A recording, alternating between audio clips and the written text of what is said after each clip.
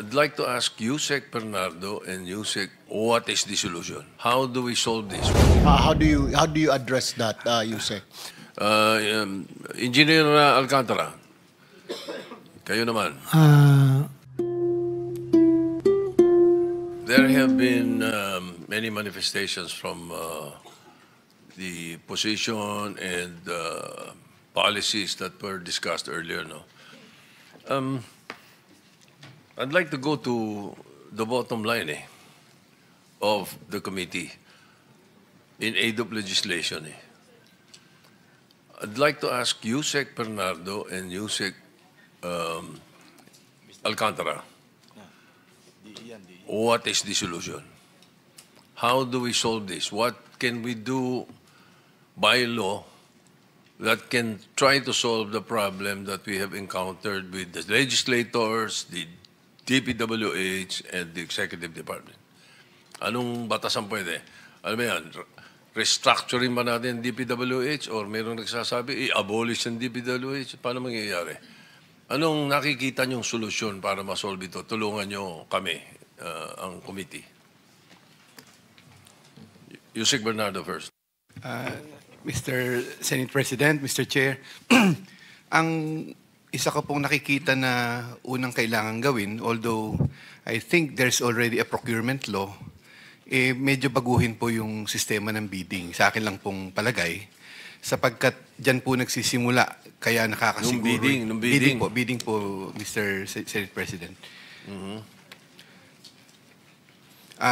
In shortcut terms po, I think, because initially po, ang bidding po, nagiging problema po niyan, parang later on, the back has the full power and authority para magawa po lahat yung gusto nila. Kasi sometimes contractors are being disqualified. Meron po mga proseso na madali nilang magagawa.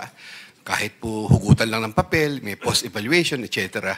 Pero ang maganda po dito is that kailangan po siguro mabigyan yung mga contractors ng leeway kung paano din magkakaroon ng modification sa bid later on. But it's not a bidding po sa akin pong palagay.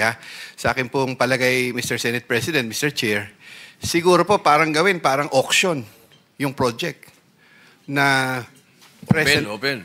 Open po. I mean, pagka po ito'y with the presence of those qualified contractors, given the project name and then the ABC, the approved budget for the contract, personally po, contractors can make like an auction na magkano proyekto, 100 bilyon. O ikaw, contractor A, magkano ang bid mo dyan?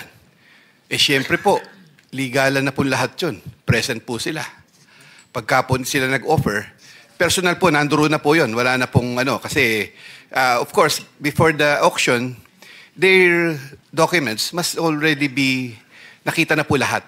Parang they are really qualified for the project and they can be included in those possible auctioneers. So, pwede po siguro yung ganon. Para, pagka po ganon, wala pong nakasisiguro na sa bidding. Maaari pong... Oo. Yes po. So, Mr. Chair. Importante rin na yung pick-up, malinis yung mga magbibid, hindi ba? Yes po, Mr. Chair. Ang sabi ko nga po, contractors could have been qualified and with their status regarding their experience, etc., etc. And once qualified, they can be included in the auction. Pag nag-auction ba, bidding, open, ganyan, mawawala yung 3% ni Kamote, 2% si ganon. Open na mawawala po. Yun, Open na po, Mr. Chair. Sapagkat hindi na kailangang suhulan yung mga Tingin ko po, mahihirapan na po nilang magawa yung gusto nila kasi anybody can just join the bidding. Mr. Chair, with the indulgence Senator, of the don't Senate cause President, Yusek Bernardo, maganda ho yung panukala ninyo, pero minsan ang problema po, yung mga district engineer, mga politiko po ang naglalagay. Me and you, alam ho natin yan. I mean, it's been the practice. Ilalagay ni congressman yung kanyang district engineer dito. Kagaya ngayon ni ito, pag nasibak ito mga ito, di may papalit. Bata ni ganito, yung bata-bata system. Kaya yung sinasabi yun ninyong bidding, syempre, gagawa ng paraan din ng district engineer na para hindi manalo yung iba. Kasi nga, siya may utang na loob, tapos pondo pa ni congressman, tapos tao pa siya ni congressman. Di ba? Paano yung... wala din eh. Kaya kahit sabi mo na lowest bidder, things like that, may auction. Pero kung bata ni congressman yung district engineer, yung assistant district engineer, na siya ang naglagay dyan, inalagaan niya from pinaka-lowest ranking na engineer sa DPWH, tumaas nilagay niya sa pwesto, di ba? How do you address that, Yusek? I think, Mr. Chair, pagka po naka-open talaga to sa public, kahit po kung sino mang appointee po ng congressman or whoever na tinulungan ng congressman, hindi po siya pwedeng makialam doon dahil pagka po nasa sistema ng ganon and all those auctioneers are qualified, already have been pre-qualified, ano po sila, ibig sabihin may capacity po sila, may experience po sila, financially capable, and they did those projects ng nasa proseso. Wala pong makakakwento kasi kahit sino po pwedeng sumali basta qualified. Mr. Chair, with the indulgence of the Senate President again, may ginanda ba nung ginawa itong, I don't know kung kaninong administrasyon, na RD po pwede na mag-decide ng bidding pag 150 million or less ang proyekto. Otherwise, dapat sa main office. Pero meron yatang, I don't know, pero I've read it na 150 pwede na mag-decide ang RD.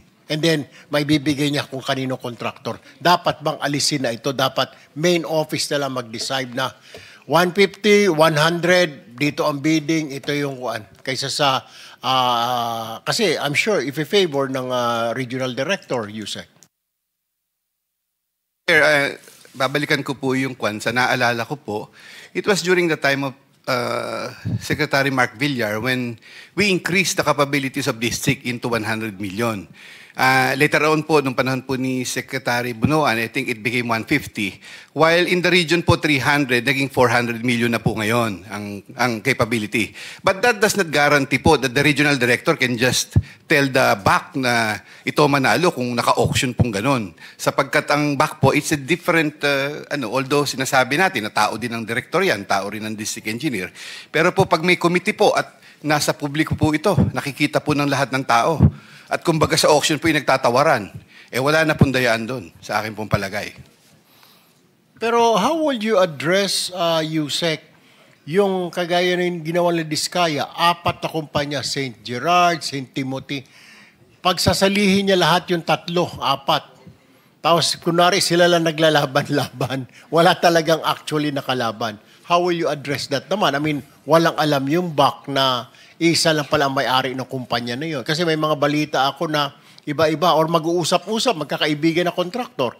Sali ka dyan, meron ka 1%. Pag natalo ka, etc., ako nang bahala. How do you address that again? Case po ng mga Diskaya, I think, parang naging lang din po ng DPWH nung ibang mga na hindi nila tiningnan mabuti na itong mga ito isang kumpanya lamang. Actually, talaga pong bawal yun. Hindi naman po pwede. Kahit 2 lang po ang magkalaban na isang kumpanya bali ang may-ari, hindi po pwede yun . So, bawal po talaga yun. Ngayon, sa pagsali po naman sa bidding, bakit po nila makukuha niyan kung sakaling lahat naman ng qualified sa buong Pilipinas? At halimbawa po, nasa Metro Manila yung project. Kahit po taga Region 3 na qualified talaga, pwedeng sumali. Hindi po malilimitahan ang mga contractors dito. If earlier, there could have been some evaluations of these contractors and anybody can join if they are qualified. Okay. Okay, that's one way of trying to address it. Isa sa mga pwedeng solusyon natin, open bidding. Engineer Alcantara, kayo naman.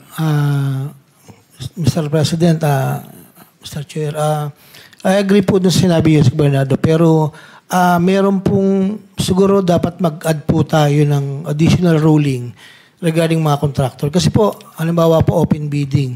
I think the DPWH cannot control naman po fully kung sa labas naman po mag-uusap lahat yung mga contractor na yun .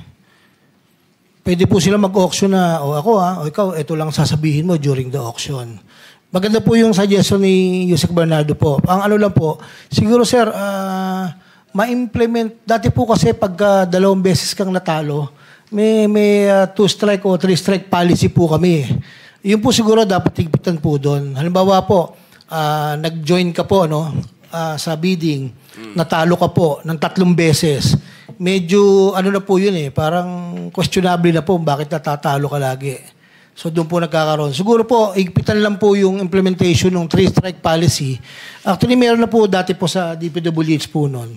Para hindi po laging talo kung sino man po yung nagpapatalo. Ganun po na lumalabas na loser.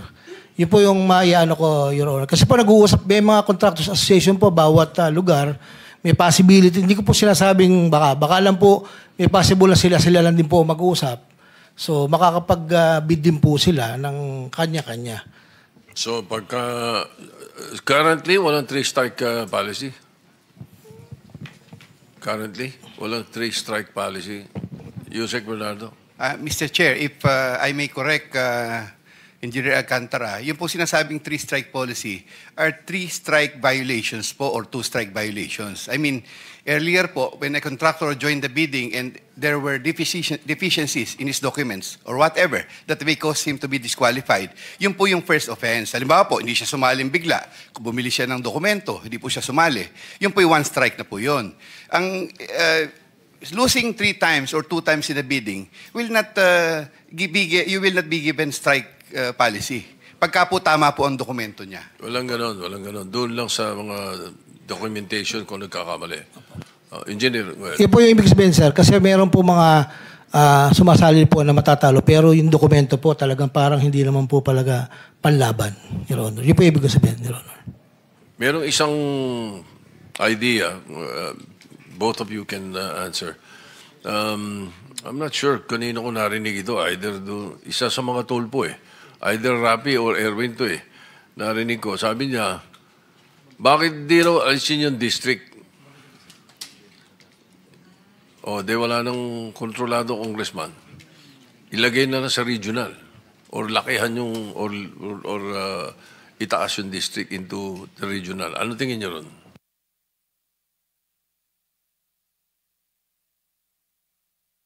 I'm sorry, it's Senator Marcoleta who said that idea. Anong comment niyo po? May I po, Mr. Senate President. Ang hirap po dyan, ang region po ay location po. Halimbawa po, ang region po ay halimbawa po, kamukha po ng nasa NCR. Medyo magkakalayo din po yung area. I think, halimbawa po, sa isang probinsya, halimbawa, na regional office, si Region 3 po, Mr. Chair, na nasa Central Luzon, nasa Pampanga. The area of jurisdiction of Region 3 are all in, let's say, Bulacan, Nueva Ecija, nasa Bataan. So magkakalayo po ito. And doing one, if it will be implemented by only one office in a location na medyo malayo po, ganun po katagal yung coordination. Medyo mahirap pong yung opisina ay nandun lang. While it can be possible po na ganun. Pero ang una po namin naging plano nun, na narinig ko, is that ang i-abolish ng una, region. District po ang ititira. Yun lang po, Mr. Chair. I just want to feed in this Baliktad initial... naman. Anong magiging pabor nun? Ano magiging mabuti ng mawala yung region at yung district lang? Mr. Chair, hindi na nga po natuloy yun kasi ang unang-una pong ayaw pumayag doon yung ating mga kaibigan dito sa lower house, I think. Kasi yun nga po yung ano. While the projects can be implemented by the region, still... they can talk naman po to the... Sino to the yung mga kaibigan yung ayaw pumayag sa lower house? Mahirap po magsabi ng pangalan, Mr. Senate President. Di po. Okay, so the suggestion of Senator Rodante has been answered. I will try to look into the suggestions about the issue of bidding. Thank you, Mr. Chairman. Senator Erwin Tulfo, Yes, for Mr. second Chair. round. Yes, Mr. Chair. Tatanong ko lang po itong mga district engineer natin, sila Engineer Alcantara, JP Mendoza, and si Bryce. Do you think reshuffling now ng mga district engineer makakatulong yon pag ni-reshuffle nationwide? I mean, alisin na. Kasi bata-bata system ang nangyayari dyan hawak ng mga district congressman, yung mga district engineer. Pag i-reshuffle kaya, do you think makakatulong ito, Engineer Alcantara? Your Honor, sa palagay ko po, case-to-case basis po, halimbawa po, kung talaga naman pong mapoproteksyonan ng department, yung mga district engineer, let's say po, yung sinasabi nga po ng ating Senate President at ni Chairman na ito utos ng ganito, utos ng ganito. Kung maninindigan naman po talaga, kasi po ang worry lang po talaga ng ibang district engineer pag hindi po papalitan po eh. Kung madedepensahan po kami ng department na you can stay as long as you're in within the policy of the department. Palagi ko po mas okay po yung ganun. Rather than doon po sa i-reshuffle po, pwede rin po. Kaya lang siyempre po, kung dadating din sa ibang lugar, at ganoon din po yung magiging mangyayari, Your Honor, hindi po magiging functional din po. Nilipat po sa ibang lugar, ang nasusunod din po yung nandun, hindi po magiging effective yung pag-shuffle. Siguro po, ang pinakamaganda po, para personal ko lang to, Your Honor, kasi po kadalasan pag nagagalit yung pupunta sa department, palitan itong DE, ganito, alisin. Siyempre, nangangamba naman po yung mga ibang DE na malayo o maalis po doon sa Kahit hindi siya ang naglagay ng, say, kahit hindi inilagay ni congressman, yung district engineer, pwede siya pumunta sa DPWH main office at sabihin kay secretary, palitan mo ito. That's how powerful they are? Or pagbata niya lang hindi sumunod? May mga ganong cases po, pero hindi ko po, I cannot speak for others po, Your Honor. Medyo indulgence po. Engineer Bryce, do you think? I mean, we'll find a solution dito para maiwasan na itong mga ganitong klaseng activity. Do you think mas maganda i-reshuffle yung mga DE para hindi nagkakila, hindi walang affiliation, friendship, ika nga, na benefactor, yung mga DE, syempre, tatanaw na utang na loob sa congressman? Tingin ko po mas makakatulong po yung suggestion ni Boss Henry. Yung kailangan po panindigan ng department na kung tama naman po yung ginagawa ng district engineer through the policy of the department, is hindi siya pwedeng tanggalin ng basta-basta ng politicians po. Engineer Mendoza, you agree? Pag hindi mo sinunod yung gusto ni congressman na ipanalo yung kanyang kontraktor, masisibak ka sa pwesto? Depende naman po yun, sir. Kumbaga, nire-recommenda po yun ng may mga sitwasyon naman po na nirekomenda ng congressman yung contractor. Minsan, dumarating din sa punto na nung dati po, nagkakaroon din ng labanan sa bidding. Meron naman din pong mga punto na yung kung sino yung nirekomenda, yun yung nananalo sa bidding.